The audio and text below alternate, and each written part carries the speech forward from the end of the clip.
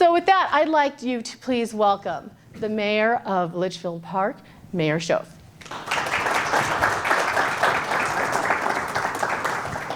Thank you very much. I appreciate being given the opportunity to come here and talk to you a little bit about the city of Litchfield Park. It is a very important part of my life, and so it's fun. It's always fun to come and talk about it. Great. So I'm happy to be here. Thank you. Let's get started. First of all, let's start with, tell us a little bit about yourself. What made you decide to run for mayor? And then once you became mayor, what's your favorite part about being a mayor? Well, I grew up in Southern California, and I went to school in the Midwest. And after a bunch of school, I became an attorney and actually came to Phoenix to practice law with my wife and my first son. After a couple of years, we had a family emergency that took us back to the Midwest. And so I moved my practice back to the Midwest.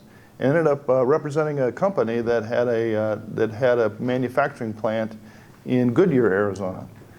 So through that representation, I became familiar with Litchfield Park because the person who owned the company lived in Litchfield Park.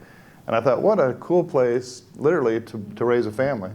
So over a period of years, I had an opportunity to buy that company and become its president. It was a small company. But I thought, this would be a great opportunity because I can move my family to Litchfield, and it'll be a great place for them to grow up, and it'll be a good place. So I became president of this company, purchased it and became president, and operated it through about 2010, I guess, when the recessions hit and a variety of things moved manufacturing companies basically to China. I had an opportunity to go to Mexico and didn't want to go to Mexico, so I switched back to being an attorney again in about 2010. In get the dates right, I'm old enough now that it literally is hard to remember dates. I just kind of got to place them in decades. I'm pretty good with decades. So about 1986, there was a thing. How many in here know about strip annexation? Has anybody been here long enough to know about strip annexation? Well, we were a county. Litchfield Park was an unincorporated area of the county that had been started by Paul Litchfield. And the city of Goodyear and the city of Avondale and the city of Glendale and the city of Phoenix, everybody was doing strip annexation where they kept putting strips out. And eventually we ended up with strips that pretty much encircled Litchfield Park. So we became concerned, a lot of us within the city became concerned, how do we protect our little jewel here? We don't really want to be in any of these cities. So in about '86, we went out and actually incorporated our little city. So we incorporated about 1986, and I was involved in that. And I was appointed to the very first council in the city of Litchfield Park.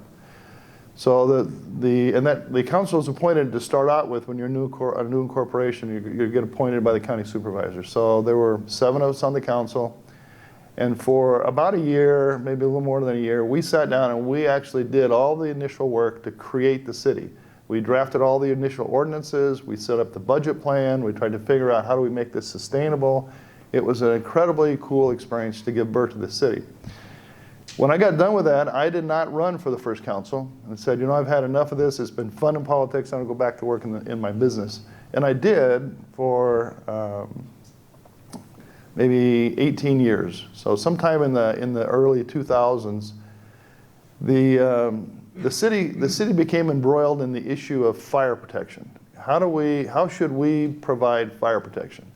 And the way that, for those who don't know this, the way that the law in Arizona is set up is that a city does not have responsibility to provide fire and emergency services. There's no responsibility to provide fire and emergency services.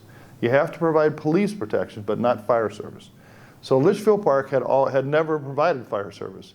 Our residents got fire protection from Rural Metro by private contract, and if they didn't contract, Rural Metro would go to their house and then put out a fire or pick them up in an ambulance and charge them for it. So that really was a very poor solution for the residents because there was only one fire truck from Rural Metro for the entire west side. So if that fire truck was busy and you had a fire, or more importantly, if you had a heart attack, you were really, SOL because that truck's gone and there's not a lot to be done about it. So we needed to do something, but the solution that the mayor was really behind was to have our own fire company, our own fire station. And it was so expensive that it literally would have put us out of business. We couldn't be sustainable as a city because we didn't have enough people. So that's what got me involved. I ended up running for mayor because of that issue, ended up finding a way to solve the problem that didn't involve us having our own fire station. And got 12 years later, here I am. So. Great. And what's your favorite part about being mayor? You know, that's the hardest part of the question.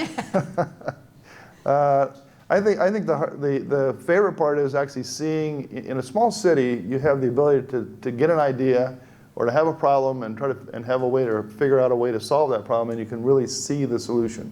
So when we do something in Litchfield Park, when the council does something, it's behind an idea or a concept, and we create something, we see it, and we see it every day because our city's small enough that we literally, in many cases, we may drive by it every day. So I think that's probably the favorite part. That's terrific, yes. Yeah. So most people think of Litchfield Park as being the Wigwam, or they think about it stretching all the way out to Verrado because of the zip codes. So I thought it'd be nice if you could tell us what the actual boundaries of Litchfield Park, the city, are, so that we can see that and understand that. And Carl's going to bring over the white pad so that you can draw that out for us. You know, the white pad will be very helpful. I actually sat down and wrote it out. And my background, I'm an engineer, and so when I write things out, I write them out like a surveyor. So I wrote out the meets and bounds around the city, and you never would understand it. So unless you're a surveyor. If you're a surveyor, it would all be obvious to you. I'm going to tell you why it's so difficult, and then I'll draw it for you. How many people in here think the post office, the Litchfield Park post office, is in the city of Litchfield Park? Raise your hand. Okay. Don't know, right? It's actually not. It's in the city of Avondale. It used to be in the city of Litchfield Park, but then it got moved into the city of Avondale. But it's the city of Litchfield Parks. It's our zip code. So let me show you what, I'll try to show this to you, and then this will be a test of my memory, which for an old guy sometimes is difficult. That's not going to work.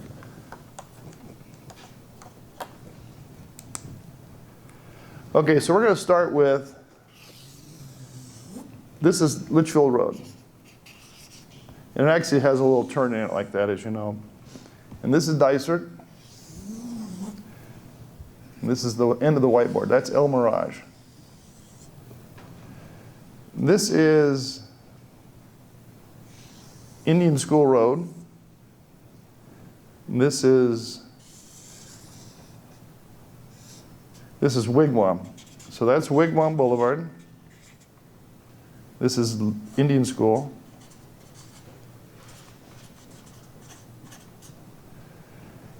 And this is Dysart. Okay, this is Camelback.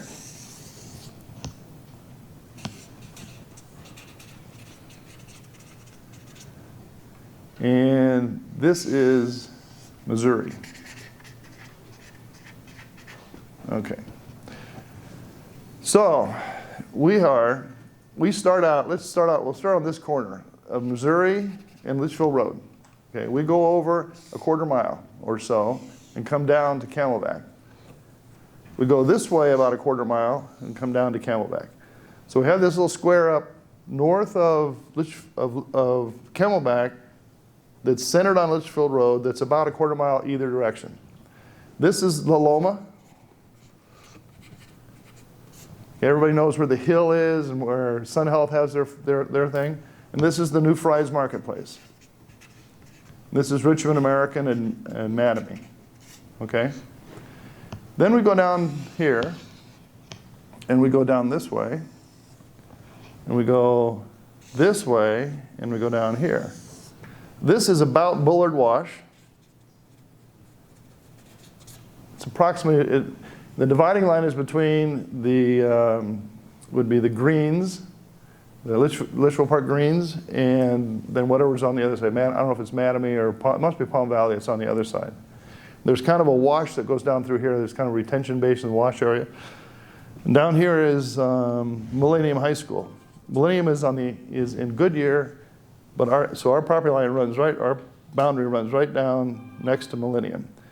It gets to Wigwam, and it goes this way until it gets to Litchfield Road, and then it goes south to where Litchfield Road goes into Indian School. Then it goes this way up Indian School until it gets to Dysart. When it gets, I'm sorry, when it gets to Dysart and Wigwam, Indian School actually becomes Wigwam eventually here. It keeps going up Dysart to Camelback. At this point, well, then we have, let's see, the Wigwam, this Wigwam, when it becomes Indian School, this area here, about a quarter mile again, is Albertsons. That's, the Albertsons Shopping Center is in the city. So it sticks out that way. Then we go down Camelback. This southwest corner, where the Burger King is, just got put in, that's in Litchfield Park. Okay. Now Litchfield Park also has a strip up here. So we have a strip of land that goes there, and we have a strip that goes all the way around Wigwam Creek, south. But they're not in Litchfield Park. Okay. So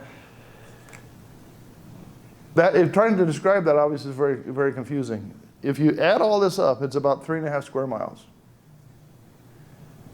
Everybody refers to Litchfield Park, and we actually go through this with the newspaper a lot, where there will be a crime in Litchfield Park. And the crime is actually somewhere in the county, out towards Jackrabbit, or it's somewhere up by where Carl lives, and they still refer to it as Litchfield Park because it's in our zip code. Our zip code is huge. I mean, it goes pretty much from the Albert River over to Jackrabbit, from, I don't know, Glendale probably down to the freeway. We have been trying for years to get the post office to change that, to let us have our own post office. We'll put it back in the city, keep our zip code 85340, and just have it within our city. And the post office laughs at us every time and says, not just no, but hell no, stamp on it, throw it back at us. So we haven't been able to fix that.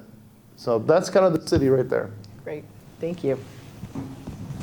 So Litchfield was founded as a cotton producing entity for this little company called Goodyear Tire and Rubber. And Paul Litchfield, which the mayor referred to earlier, he was the representative from Goodyear who came out in about 1916 to go find cotton availability. And eventually the Litchfields built their summer house here in Arizona in what is today, not as it looks like today, but in that same location as became known as the Wigwam Resort. So the question for us is, with the Wigwam and Litchfield Park being the same for so long, essentially, what is the relationship between the Wigwam Resort and the city today?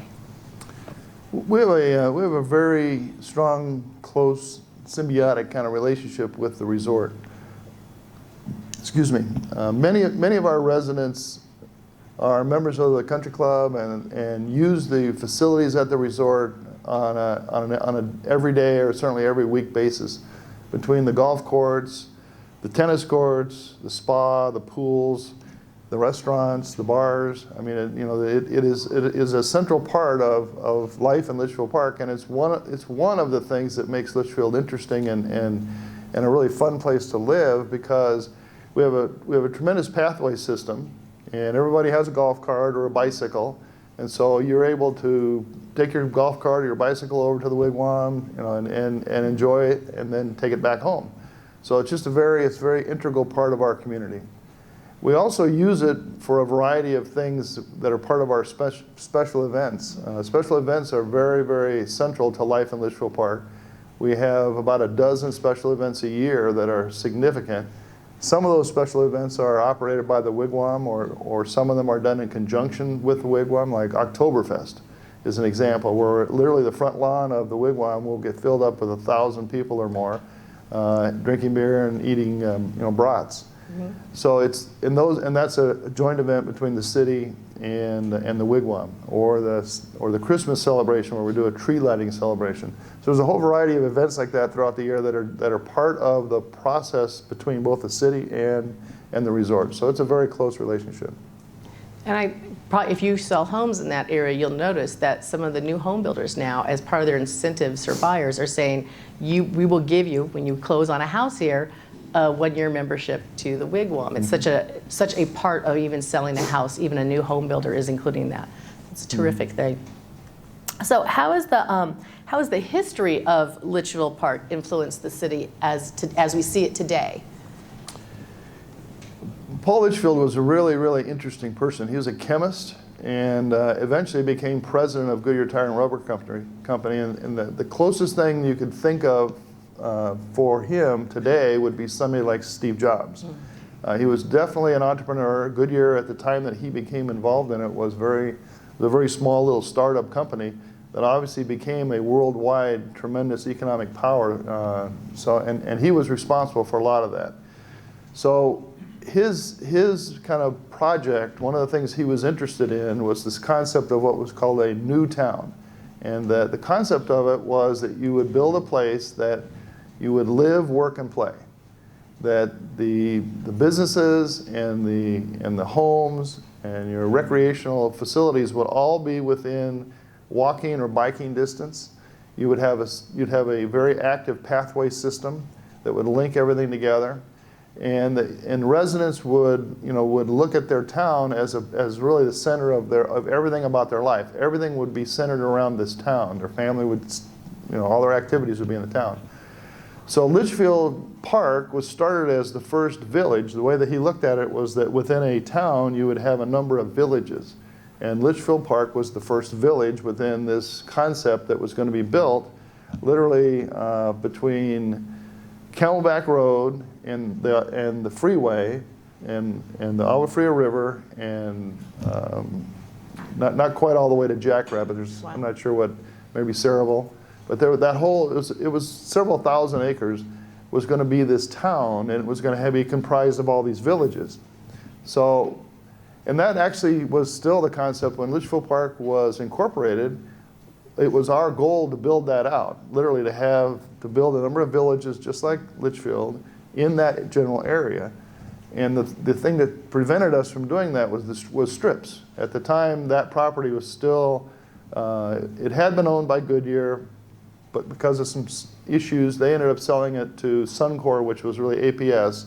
But APS was behind the concept of doing this, and so we were going to build that out. That ended up not being possible because all these strips, we couldn't get the strips broken, and so we couldn't get any bigger. So the vision of having Litchfield Park as this village has still the vision that we have on the council today. We can't provide all the places for people to work that live in Litchfield Park, but we can provide a place in Litchfield Park that's tied together with pathways and which is able to offer everything you need to live and to play. And we obviously encourage our residents, and many of our residents work within a very short distance of Litchfield Park. They work on the west side, so that the lifestyle in Litchfield Park is still very much tied to this concept of the new town, to where you try to center your life around this area where you live in, and so it's still the vision today. That's great. So your city is so unique, and it's got the charm, it's got the character, it's got a small size so that you do have that village feel, and it's got amenities, and it's got that major resort right in the middle of it. So what is your vision, your overall vision for Litchfield Park, say, in the next 5 to 10 years, but also in the next 50 years? We have a number of challenges that we are working on to solve. Some of the challenges are private challenges, and the residents are working on it, and you can think of that in terms of housing. We have some of our houses that date back to the 50s probably, certainly into the 60s, and some of those houses, they're getting a little long in the tooth. So there's a tremendous number of homes that are being rebuilt throughout the city, and we're very unusual in that we have housing stock that goes from small condominiums or small apartment type living up through a 14,000 square foot house. So I mean, literally everything in between that. We have homes that routinely sell for $1 million and get knocked down, and another house is built on the property where they've just paid $700,000 for it. And we also have homes in the smaller areas where it's a smaller home where people are going in and refurbishing it and totally rebuilding the home. So that's the first challenge, is we need to have that continue. We need to encourage that. We need to see our housing stock turn over and it be purchased by people who want to bring in families and live in Litchfield Park long term, and they will commit to investing in the home and making it better. So that's number one. Number two, we are, as you saw from the picture, we're small, and there's only so many areas within that small footprint that are left for building.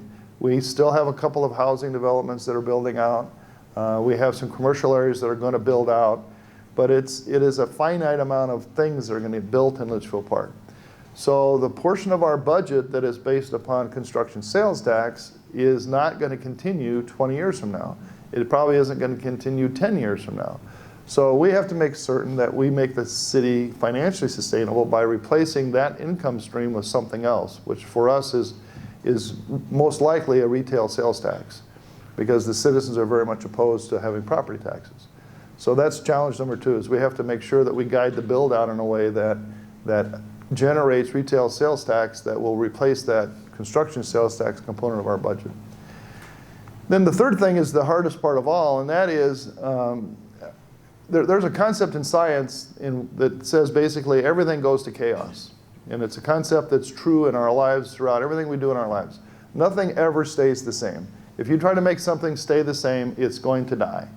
Either it gets worse or it gets better. So the challenge for us is, how do we keep Litchfield Park the same? And that's very difficult, particularly when we want to see the area around City Hall develop as a city center that can generate retail sales tax. We want to see the Wigwam, become stronger and have more activity at the Wigwam. But we have to do that in the context of protecting our neighborhoods. How do we keep the lifestyle that everybody came to Litchfield Park? How do we keep that lifestyle in the neighborhoods when we have more economic activity going on within the boundaries? So that's our third challenge, and that's what we're working on. You have a very well-educated population, third highest income in the state. So can you describe your typical resident? What type of occupations, what type of activities do they enjoy? What type of civic engagement?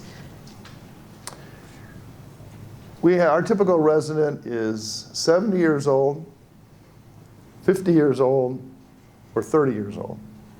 And you say, well, how can it be? No, it's not like, you can't look at it. You can't look at residents and say, well, our median age is 48 years, because that doesn't mean anything. We literally have three distinct populations that live in our little city. The thing that's most interesting is that in many cases, those three individuals are related by family. So in my case, I have kids and grandkids that live in Litchfield Park. And I'm not unusual. We have a lot of people who raise their kids in Litchfield Park. They're now getting ready to retire, or they are retired, and their kids are coming back and bringing their kids. So it's a very unusual demographic situation. We have a variety of economic, we're a small city. We have about 6,000 people, 3.5 square miles. But we have people that make $10 million a year that live in Litchfield Park. And we have people who probably make $25,000 a year. It's that huge spread in incomes. And we have people who are plumbers and people who work on air conditioning systems. We have attorneys, we have farmers, we have various professional people. So it's a huge mix of personalities and backgrounds, and in a very small little population. So it leads to a very interesting place to live. So when your residents get together to do something, whether it's to ask for a change at the city council level, or it's an event that the city is trying to work on, you have all these different types of people, different personalities. That's got to be a different dynamic than most of us are familiar with in a city working together. It's more like actually family and cousins type of relationships. How does that work? Yeah. How do you manage to negotiate that type of, which is good, closeness, but at the same time it can probably flare up some emotions too? I think the thing is that everybody, not everybody, but the people who particularly who are active in some of the things that you might be referring to, all kind of share a common vision of what do we want from Litchfield Park? What do we get from Litchfield Park? And that common vision transcends, do we support Donald Trump, or do we support Anna Tovar or whoever. I mean, it doesn't matter if you're Republican or Democrat particularly, but what matters is do you understand the vision of Litchfield Park, and are you willing to work for that vision? And we have a very active civic engagement, and we are, for the small size, and I'm probably going to get this wrong, I have to try to count, but we have 3 really, really active churches inside our little city. And we have several more churches that are right on our boundaries that our members go to. So we have, our city supports multiple active churches, and people are very active in their churches. We have Rotary clubs, we have Kiwanis clubs, we have groups like the Homeless Youth Association, New Life Shelter. There's a new Senior Meals on Wheels that actually, they trace their origins to our residents or people who are somehow related to our city.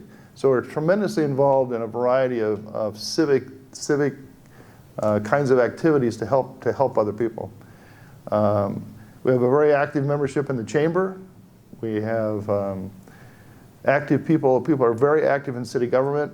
For those who don't know this, everybody in city government, everybody that's on the not working for the city in terms of staff, but everybody on the city council, everybody on our commissions, everybody is a volunteer. So nobody gets paid to work for Litchfield Park other than our staff. So and it is all about giving back to your community so that you are able to get from the community what you want. Great, which is why you have that nice feel to it that people Exactly. like. It's great. Can you give us, you sort of alluded to it when you were drawing out the boundaries, can you give us an update on some of the new projects that maybe we don't see? We see the fries, but there's some new projects when I was reading through some of your information for economic development that might be coming or that you're trying to start up. We have several areas of active economic development or active development efforts.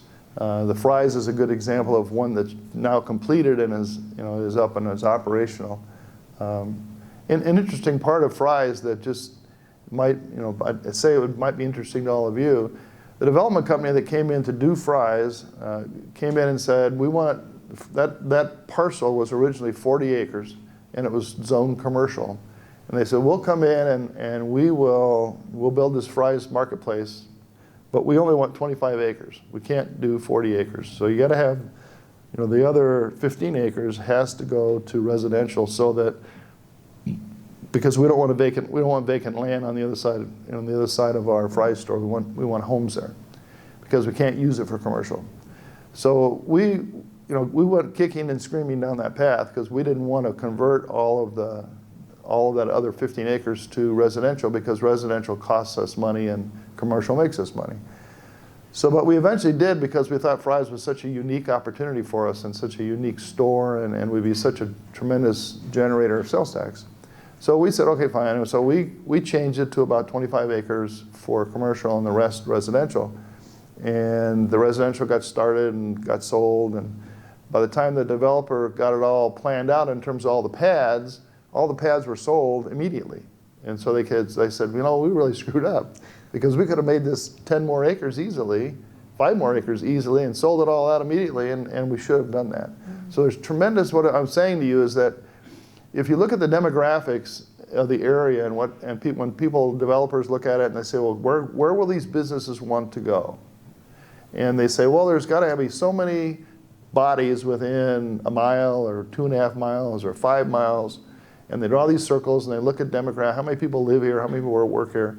All those things work really well in general. It becomes really difficult when you have an area like Litchfield because we have in our north and to the west, obviously, we have a black hole called Luke Air Force Base. So nobody lives there. I mean, a lot of people live there, but they don't get counted as residents. Obviously, nobody lives on the runway. So our demographics get really skewed when you start looking at these circles, these concentric circles. And those circles don't exactly tell what's really true about how many people will come there. If you look at the west side, one of the things that we don't have is a lot of good businesses to go to, particularly in our area around Litchfield Park.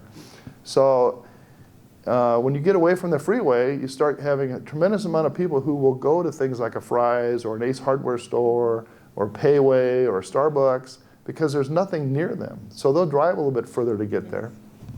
So what that's doing is it's helping us fill in some of these areas, like these little funny areas, the areas where the Burger King is going on El Mirage and Camelback. You know, I looked at that and said, well, who's going to want to build, you know, a Burger King on El Mirage and Camelback? That seems insane to me. And so I talked to the owner about it, and he said, you know, we have a Burger King. This guy owns a bunch of Burger Kings. He says, we have a Burger King that's on El Mirage and I think it's Northern, and literally there's nothing around it. He says, that's one of my best stores. People come there because they want to come to my place, and there's not a lot of places around it. He says, this store is going to do wonderful. He says, you watch, it'll be good. So as soon as I got the Burger King announced, then now we got a collision store going in and a body shop. I don't know, 2 more businesses going in right next door to it. So I'm sure that area down there around Dysart and El Mirage, I'm sorry, El Mirage and Camelback is going to fill in, even though it's across the street from a big hole in the ground where they do rock quarry mining. Okay, the demographics got to be terrible. I mean, you draw a mile away from those stores. If you go a mile to the east, there's nothing. There's a rock quarry and the Agua Fria River, at least for the next mile. So there's 0 people, and yet those businesses will do just fine. So we have economic activity going on in that little corner with different businesses. It's zoned as kind of a commercial industrial area. There's a lot of opportunity to put things in there, and the landowner is Luke. I'm sure everybody knows Luke Land. They own that corner, and they're very active at bringing people in there, and I'm sure there'll be opportunities for businesses to go in there. The land that's at Dysart and Camelback, there's a corner. It's the southeast corner of Dysart and Camelback is vacant. But in that spot, within the next year, what you're going to see is a Dignity Health freestanding ER. They've been working on it for a couple years, but the group that Dignity is working with went through a bankruptcy and had to be reorganized. So now they're back on a faster track, and they're getting ready to build an ER on the corner. There's an AutoZone store going in, and then there's a fairly large development of luxury mini warehouses going in, kind of in the back corner, where all the units are air conditioned and it's all secure, really highly secured, really nice development.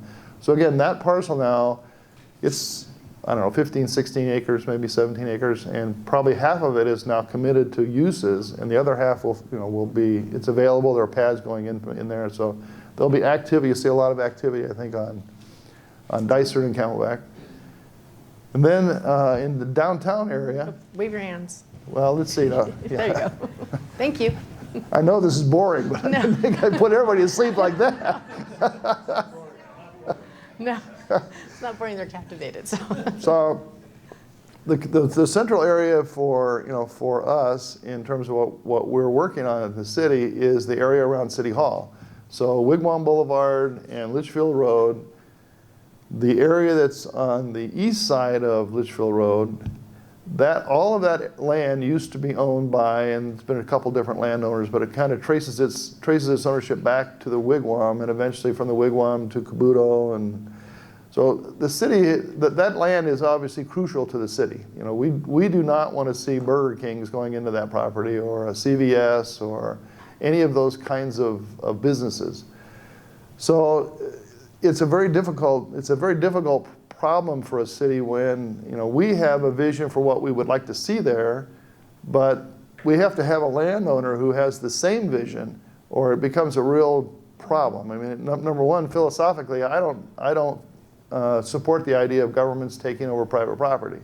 I don't think government, except in very unusual circumstances, should be taking somebody's property. So you're challenged with how do you work with the landowner so that we get something that the landowner's happy with and the city and its residents are happy with. Very difficult. So we took a shortcut. We bought the property. So the city actually purchased all the vacant land that's on the east side of Litchfield Road. We purchased all of it. So now we are the landowner, and so we can decide what goes there, and we can take our time. We don't have to develop it quickly. We're not trying to make a huge profit on the land. What we're trying to do is build something that will be really beneficial for the residents.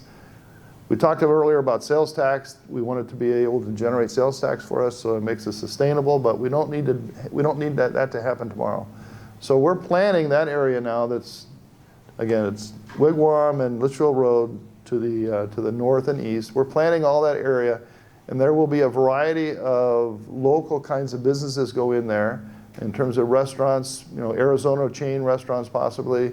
So it may not be a restaurant where there's only one of them, but it might be something like Times Square up that went in up by Fry's, something like that, where it's a locally owned small group of restaurants. There'll be office buildings. We've got a few professional people that would like to come and have a nice office up in that area. Maybe there may be some condos in that area for residential. So it's going to be we're planning the development of that right now. And then on the other side of Litchfield Road, that 15 acres is owned by JDM, who owns the Wigwam, and we're hoping to see them do something with it. So that's those two areas. I think there will be there'll be a large amount of building going on those areas over the next 2 or 3 years. It's assuming that the economy doesn't get too stupid. Great. We are going to take a quick little 7-minute break. At the break, you want to start off by answering your 3x5 card questions? All right, well, we can do that. The first question was about water. Do we have any concerns about water long-term, and what are the water sources? We are unique in that, for the most part, we contract services. So whereas the city of Avondale or the city of Goodyear, most cities have a water department, and they have to worry about where is the water going to come, to supply the residents. We contract our water with Liberty Utilities, Liberty Water, and it traces back to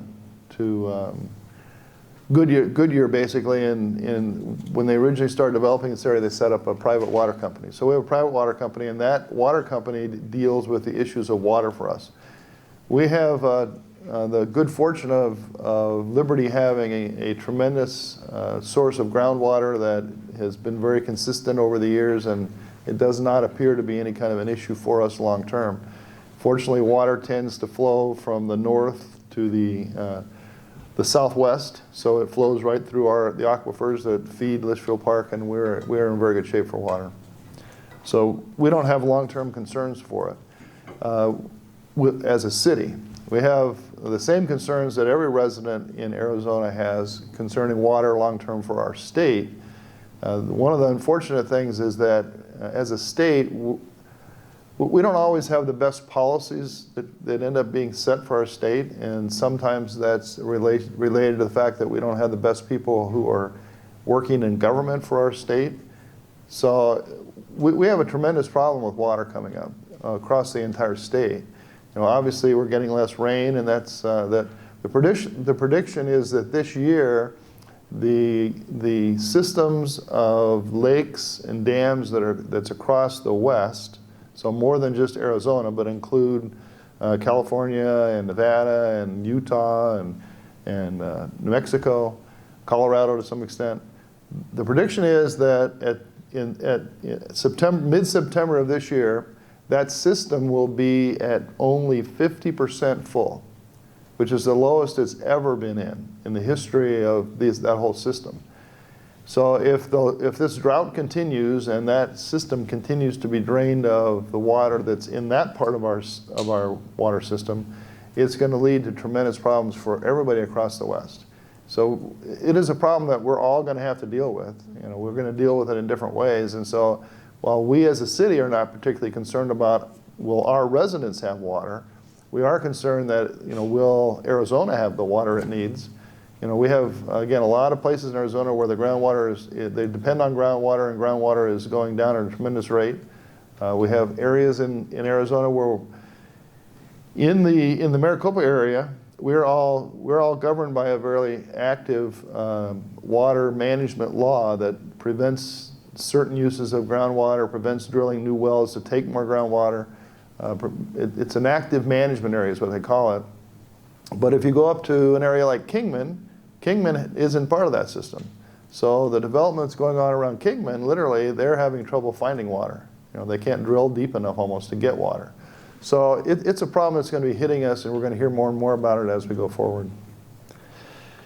Second question is, why is there a wall around the old Litchfield Park? Well, you build a wall because you want people to stay in or you want people to stay out. Seriously, if you look at walls, there are walls around almost every of one of our subdivisions. People, when they build a subdivision, they build a wall around it. And it kind of delineates, so this is my subdivision and that's your subdivision, and so it's a delineation feature. There actually is pretty much a wall around almost all of Litchfield Park. I mean, there's a wall around the old part, but there's also walls around the greens, and there's walls in the villages. I mean, it's just, some of the walls are there because they are what people did to delineate this was kind of our area. Now, and I think that's all it is now. I mean, we want all of you to come to Litchfield Park and spend your money because we need your sales tax revenue. We want you to come and buy houses. Everybody's welcome.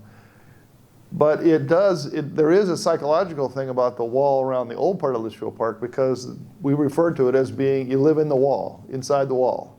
And inside the wall it's slightly different than living outside the wall. The community is slightly different. The atmosphere, but amongst the families that live in the neighborhoods, is slightly different. It's not that it's bad in any other part, but it's just slightly different in the old part of Litchfield Park. So the wall becomes kind of a psychological thing that lets one part of Litchfield Park delineate itself from another part of Litchfield Park, and that, as mayor, I don't take part in that. Although I live in the old part. In 2014, the Fiscal Impact Development Report was put out, and there was an article cited in that from the Wall Street Journal that discussed the concerns when a city has a lot of residential development, very little commercial development, and its dependence on sales tax for revenue. The concerns revolved around the infrastructure, the services, for needing a reliable, ongoing revenue source, which you're sort of already alluding to your concerns about that. So how has the city addressed those concerns? You've talked about you're considering ways going forward because you know that some of that commercial is going to be limited.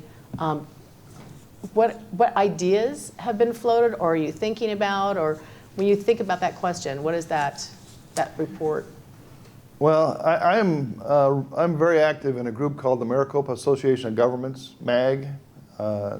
And MAG is, of all the different assets we have in Maricopa County, MAG is one of the best assets that we have as cities, as counties, and literally as residents. We have some tremendous staff people at MAG. And so while this report came out from the Wall Street Journal that talks about this general problem of the cost of having a residence versus the cost of having a business or the cost of having office space, at MAG we took that idea really before this came out, I think, in the Wall Street Journal, and we have our own demographic modelers and our own mathematician people down there that can write computer programs that are tremendous. And we go through and we've actually modeled what is a residence cost per year, and we look at things like what is the cash flow that comes from the state, what is the impact of sales tax revenue, what's the cost of fire and police, emergency services, whatever. So we take that factors into account, and we look at it. MAG has a model that looks at it within a generic description of a city. So for Litchfield Park, I can look at the MAG model, and I can look at Litchfield Park. So if a new resident comes in, if we build one house, what's that going to cost the city over the course of a year? If we build a retail store that's this kind of this amount of money per square foot sales, what will that benefit the city? So we can get a very good idea of what it costs when we look at the difference between putting in a residence versus putting in an office building or putting in a retail operation. Unfortunately, that model is again, we talked about Litchfield Park and how it's not what you might think of. It's not the whole zip code, and this model basically is kind of like the zip code. So we actually are working with MAG right now to take that model and bring it down to Litchfield Park as an individual little entity. And the reason we're doing that is because of this work that's going on in this area that's in the downtown area, whether it's the city center property or the JDM property. We want to know what mix of uses of this property do we have to have so that we can generate income off of the property. So if we have 1,000 residential units and we have 100,000 square foot of retail and we have 50,000 square foot of office, okay, we want to be able to go in and put that in a model that will tell us on average this is what the financial result of that will be. So we can, number one, plan out the uses, because long term we need to have a positive financial benefit from this development. And then secondly, when we get asked questions, there's a question that's coming to the council. It's going to be filed by JDM in the next couple weeks. Right now, the property that is to the west of Litchfield Road that JDM owns has a general plan designation, and I believe maybe also a zoning designation, where they can use it for mixed use, meaning they can have residential and commercial, but the commercial is 75,000 square feet minimum.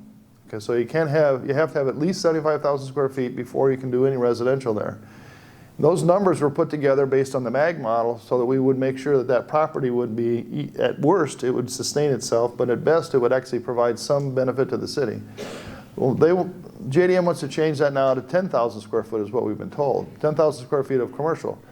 We want to be able to actually sit down and calculate exactly how much money is that going to cost the city, so that when we sit down and look at that request, we have some objective, data-driven information, so we can make a data-driven decision. We can say this is not a good thing for the city because it's going to cost X amount of dollars. So we're in the process of building that model right now, and it is something that will guide the development of the remainder of the open space in Litchfield Park. And MAG is a tremendous resource, as the mayor said. If you go onto WeMARGAD.org, a lot of the maps that I have there, they are the MAG maps. They link directly to MAG because it's such a wealth of information. So if you ever get a chance to just go to MAG's site, you will get lost in all the information, and they help you and other cities all throughout the West Valley. It literally is amazing, and the data is available to anybody in here who wants it. If you call up down at MAG, you can talk to the people at MAG, and they can get you information that you can't even believe. It all got started actually when we had the housing bust. We actually sat down there. We get data that comes in from all this. We get tremendous amounts of data because we get all the trip reduction data that people do. All that trip reduction data comes to MAG. We get all the data about home sales. We get all the data about foreclosures. We get so much data you just can't even imagine. And it was all a repository. And we started realizing in 2009 that we had, I think it was 60,000 homes that were in foreclosure. If you try to put your mind around this, it was unbelievable. And so we said, we've got to start understanding this. So we actually hired a modeler, and we started taking some of the data that we had down there and putting it into maps so we could see it. Yeah. And so we developed a map originally. The first map was developed to see where are these foreclosed homes? Where is this distressed areas in the city? And we had, it was all of the distressed areas were in red and other areas were in green or other colors, but we could see the neighborhoods that were being literally decimated by foreclosures. And then we started taking that data and coupling it with trip reduction data. And so we actually, like a town of Surprise, city of Surprise, we can see hour by hour the outflow of people from Surprise, leaving Surprise and going, and we know where they're going. We can see it and we map it. We actually can map the people leaving Surprise and going to work in Deer Valley or going to work in Mesa or going to work downtown. And all this is available. It's all available to anybody in here who wants to see it. So it will give you tremendous information about as you work with your people who are buying property or putting in businesses to get an idea of where are the people, where are the foreclosures, where are the distressed areas, where are people going during the day, where are they coming back at night. You can see all of that, and it's all in these interactive maps available at MAG. And that trip tool is really helpful if you're in commercial and you have a business who wants to locate and I don't think the West Valley has any workers. Well, yeah, they do. They just all leave at 5 o'clock in the morning and come back at 5 o'clock at night. So that tool has been used by other entities as well. But if you're in commercial real estate, it's very valuable. What's the website? MAG, it's Maricopa Association of Governments. And just if you Google Maricopa Association of Governments, it'll pop right up. You'll find it. So one of the concerns that was part of a MAG study was that one-time construction fee when you have the commercial properties being built. So can you just, and their concern was that some cities were using it for operational uses. And obviously, once things stop being built, either to the same degree or at all, then your operations are in trouble. So can you tell us what Litchfield Park's view of those one-time construction fees are? What do you do with those?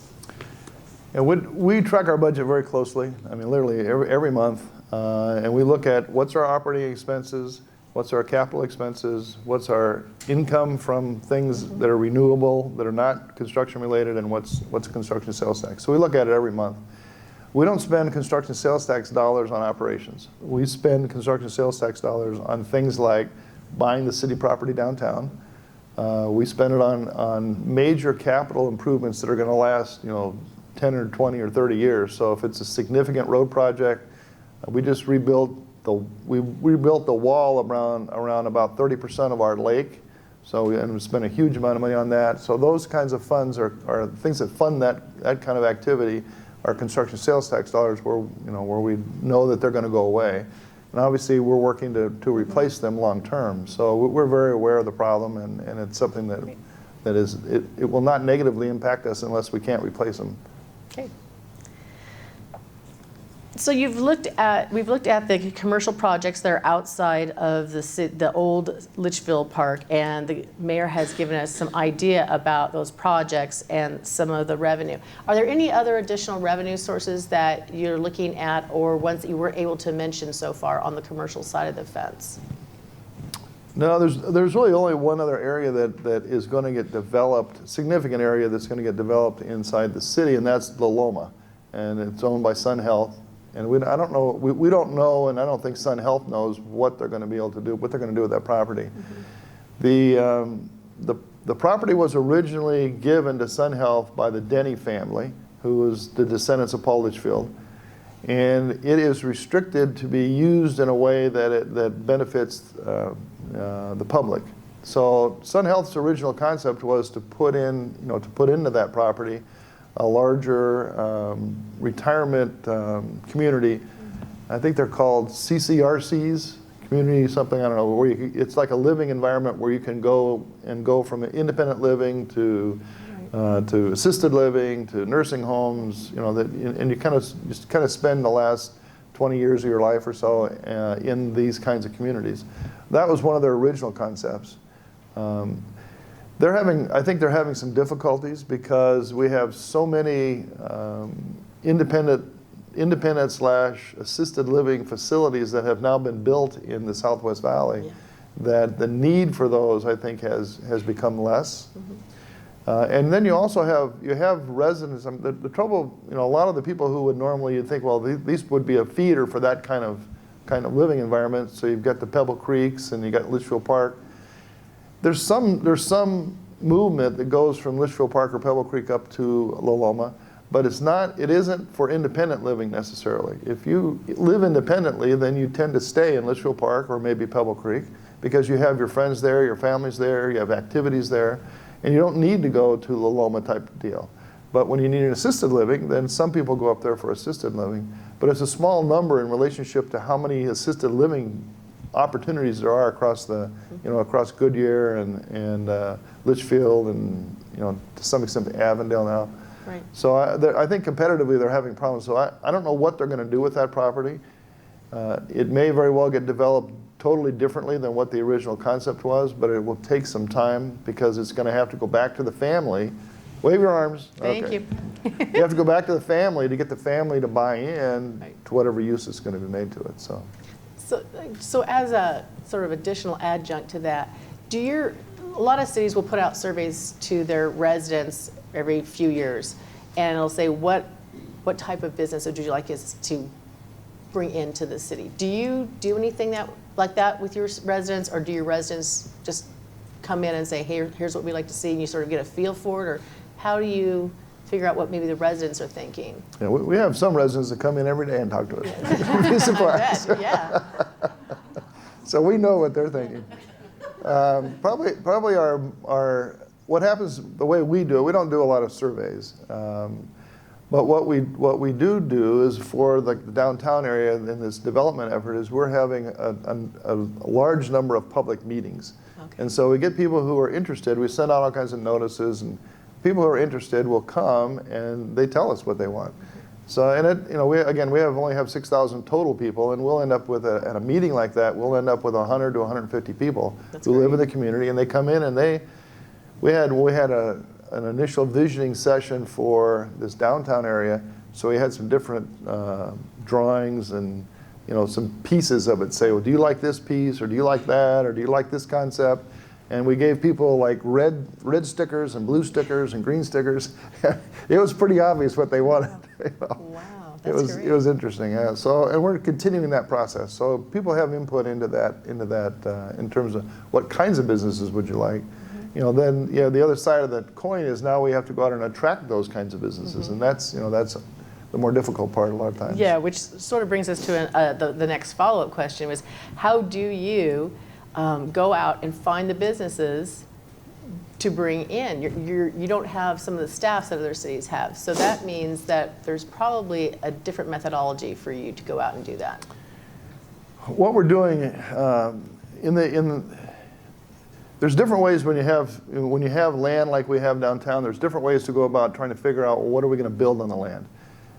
The normal process would be you would go out and you would hire a planner. You go to a group, and there's businesses that what they do is they plan things, and so you go to them and they look at the property and they look at the demographics, and maybe you have a retail consultant or not, and they draw this picture of this is how we plan it. This is our vision of the plan for this area. So now we have a plan, and then we try to execute on the plan. I've always found that to be kind of bad, because what happens is you tend to take that study and that plan and you put it in a file or on the shelf, and it kind of sits there because you don't have anybody that necessarily wants to build in that plan. So what we're doing is have a very active process where they're out talking to people who are going to use the space. And the plan that we're going to come up with, we're going to have we'll have an architectural theme that will flow through this entire development, so that when you look at it, you're going to know that it's part of this development. But we're going to have things, and we're going to have streets, obviously, once we lay the streets out, that we're not going to change the streets. But within each of the areas within the plan, it's going to be flexible. So if we find a user who wants to use this area differently than what we think, so we think this ought to be a condo unit or condos, and somebody else comes in and says, no, we really want to build an office building there, and here's what we want to build. And if they want to build it, we'll probably let them build it, unless there's some really good reason not to do it. Or we want to do this retail development over here, or so it's going to be a very flexible plan where we can put whatever the market drives. So what we're trying to do is marry this concept of we want to plan this area, and it's got to meet these overall long-term goals for our residents. So we're going to do this plan, but the plan is going to allow the market to shape that plan as we go forward within some relatively broad parameters. Oh. And we'll use our financial model so that as people come in and say, well, we want to do this here instead of what you have, we can change our financial model to say, well, if we change this model and we put this use instead of the use we had thought, what's that do to the outcome 10 years from now as this thing's built out? Will it be a benefit or not? Right. So that's how we're doing it. Wow. That's terrific that you're so flexible. A lot of thought and work into that, so that's terrific to know. Yeah. We'll see if it works. I don't know. I hope it works. I say go for it. So. Is there a height restriction that you allow to get a car made out of? Generally, we look at 2 stories in certain areas, but within this downtown area, we may see 3 stories in certain areas. We kind of look at it in terms of, have you heard of it's like a tent concept or an angles? So if you're on the street, you might have 1 story, but as then you get another block off of into the development, if you went to 2 stories, visually you're not going to see that it's 2 stories. And if you go further in, you could be 3 stories and not have it visually mess up things. So it'll depend a little bit on where the property's located and what's around it, and but it's 2 stories for sure, and 3 stories possibly. Great. So lots of the cities in the West Valley work together to bring in economic development, also work together on, sometimes they'll help each other with even roadways and that type of thing. Being located where you are, I'm sure you work with Avondale and Goodyear a lot. But how do you interact with the rest of the West Valley and the cities and that overall West Valley economic development initiative that the cities seem to have coalesced around together? How do you do that? One of the unique things about the West Valley, and this is tremendously different from the East Valley, the East Valley always has had a bit of an advantage in terms of development and for different reasons. But some of it's driven by things like the original decisions of companies like Intel to locate in the East Valley. But part of it is the fact that the East Valley, there's only really 3 or 4 entities. You got to deal with Mesa or Chandler or Gilbert, maybe a little bit with Tempe or Scottsdale, but mostly it's those 3 cities down in the southeast. And so you don't have a lot of jurisdictional issues. And on the west side, it's different. The west side, I think we have 9 or 10 different cities, some of them big, some of them small, plus the county, because we have so much county land. So the coordination of that has been very, very difficult. One of the things that we did starting literally probably 10 years ago is to start, the mayors on the west side have never ever become friends. We never met together. There literally were 2 mayors or 3 mayors, 2 mayors for sure on the west side that wouldn't even talk to one another. I mean, literally, they would not talk to one another. So you can imagine that there might have been a lack of coordination between the different cities. So we started getting everybody together for dinner. So pretty much now every mayor on the west side, once a month, we get together for dinner and we just talk about things that are going on in the cities. We also are getting ready for the Proposition 500. The road tax on Proposition 400 is going to expire in 3 or 4 years, 5 years from now. So we have to start thinking about how do we possibly convince our residents that they should support continuing that half-cent sales tax, because it's critical to our infrastructure that we have that. If we don't have that, it's going to tremendously change our ability to rebuild our arterial roads and do the things that have to be done on the west side to support the growth that's coming out here. So how do we do that? 10 years ago, I had literally brought up the idea, why don't we all get together and have our planning and zoning people work together so that we plan all of our development on our borders. So that wherever our border is, we would work with that city and we'd work on both sides of the border so that we planned it out in a way that was consistent. And so we would know what kind of road infrastructure we needed. We need to understand from MAG, we need to understand what kind of roads do we really need to plan for. And that is driven by the uses of the property. So let's work together on planning and zoning. That went over, I mean, you can't even imagine how that fell. It was like, we would have gone right through this concrete floor. Today, it's totally different. Yeah. Today, we're driving a process now where literally all of the planning and zoning people from the west side, the staffs, which really are the people who know what's going on within the cities, all of those staff people up through the city manager are now meeting every month to lay out the uses on all the boundaries and define the transportation needs we have. And we're doing that, and what's driving the process and breaking down some of the barriers that we've had is the need for us to have a transportation plan that we can sell to the residents.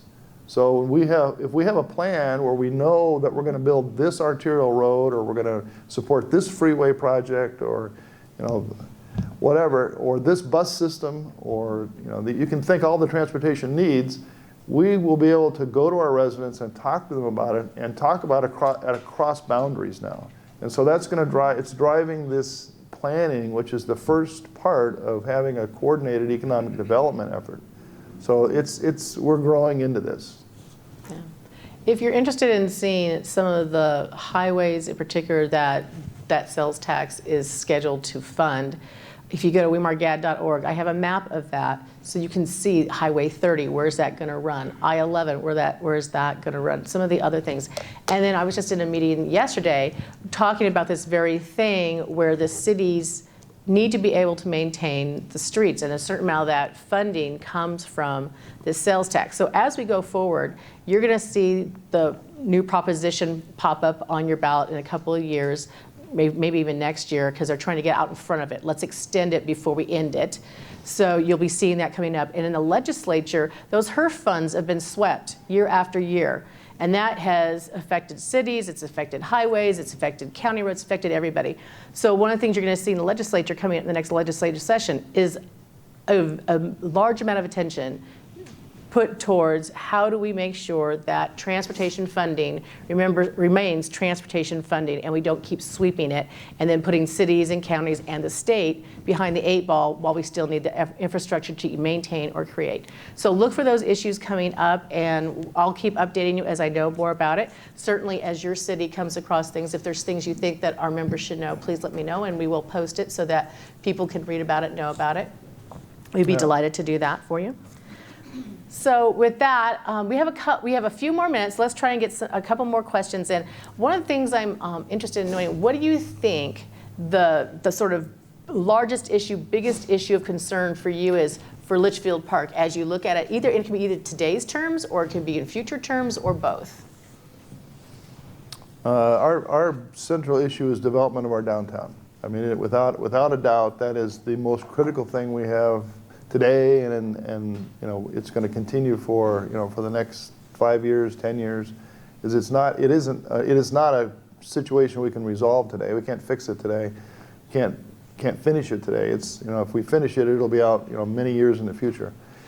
And yet, it's really critical for doing it to get it right is just really critical if we're going to maintain this balance of the life that we have in our neighborhoods, the walkability of our community, the safety of the neighborhoods, the the pathway system. Everything depends upon being able to do this right downtown, and so that's the most critical thing we have going. I mean, it's by far and away. If we get that right, then Litchfield Park will be a cool place to live for a long, long time. If we get it wrong, it'll still be a good place to live, but it won't have what it has today. So you have a website. Litchfield Park has a website. It's got a lot of good information on it. What do you think on that website are important places that realtors should be looking at, both for their own information, but also when they have clients? How do they guide their clients to information the clients may want to know? I'm probably the worst person that lives in Litchfield Park to ask about our website. Okay, I use the website for 2 things. I get all my agendas and all my information for council meetings off the website, and I get my email through that process. But I don't use the website, so I'm not really good at telling you what should you look at on the website. I can tell you that we just redid our website. I was involved in the original website, and we have a really good webmaster, and so they've made some changes to it to make it even better. You can find on the website almost anything you might want to know about the city. You can, there's various, all of our event calendars are on the city, so you can see the events that happen throughout the year. All of the information about the commissions and minutes of commission meetings, minutes of city council meetings. I mean, anything you want to know about the official part of what's going on in the city, it's all available on the website. And probably, if I were you and I wanted to know more about what's happening in Litchfield Park, I would cheat, and I would sign up on the website for we call them email blasts, or it's informational blasts. And what you get is anytime anything of interest is going to happen in the city, we send out an email to everybody who's signed up on that site. And so you will see the kinds of things that are happening all the time in the city because you'll receive the emails. So that's what I would recommend you do. Great. We do have some agents who do some commercial. So if they have a client who's looking to locate or relocate into Litchfield Park, is it just easier for them to pop into City Hall or do a phone call or email? How would you advise that commercial agent to initially get a hold of the city for the best information the quickest? It's probably just as easy to come into City Hall. I mean, we have our staff is generally there, and it's available for you anytime you want to come in. I don't know in terms of on the website that you're going to find a lot of information that will necessarily help you if you have a commercial client. Yeah. I would recommend you come and take a look at, just bring the client out and see the space, because what you're going to see is there's almost no place to put that client. I mean, literally there is no space in Litchfield Park. If you want to come in, and there's one rental office building that's in the downtown area, And other than that, if something comes up, it gets rented immediately. So I'd bring people in and just see, look at the activity, look at the how much business activity is being done in these commercial areas, and then if they're interested in locating there, you're going to have to watch for an opening. I mean, we're not going to see that through the city. It's going to go. It'll be through your type of websites. Great. And lastly, what's the best way for an interested member of WeMAR to get involved with the city, making Litchfield Park the best it can be, particularly if they're residents there, but if they just have people who want to live there, they want to show that property, they like that city, how can our members help promote that? Again, I think you have to get in, you have to bring your clients to the city and start looking at where you might be interested in, whether it's commercial or residential. I mean, they're just literally, when stuff that's desirable goes on the market, whether it's to rent for commercial or it's to buy as residential or to rent as residential, it goes very, very quickly. I mean, stuff is just not, it's not on the market a long time. So if you don't know that it's coming up, or you haven't already taken your people there ahead of time, and you're looking for something, where you understand what it is they're looking for, and in what part of the city are they looking, there are some areas, where you're gonna, like in the greens, there are some homes available in the greens, but it's not very many, and they don't stay up a long time. No. So you have to stay in touch with, in the city itself. That's number one. If it's longer term commercial, if you have people who come out there and say, this would be a good place to do business a year from now, or a year and a half from now, then you should let us know, because we're interested in talking to you about the city center. Great. Or we'll get you involved with the people who own the land that are developing the land at Camelback and Dysart, or Camelback and El Mirage.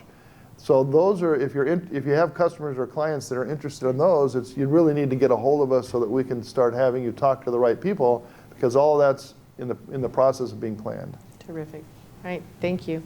Thank you so much for coming. We appreciate your time. This has my been pleasure. Wonderful. Great information, great help. And thank you for coming as well. And we'll see you hopefully at our candidate meet and greet on June 26th. If not, our next event after that is the Government Affairs Advisory Council. Check WeMARGAD.org for our next events. Thank you very much. Thank you so much.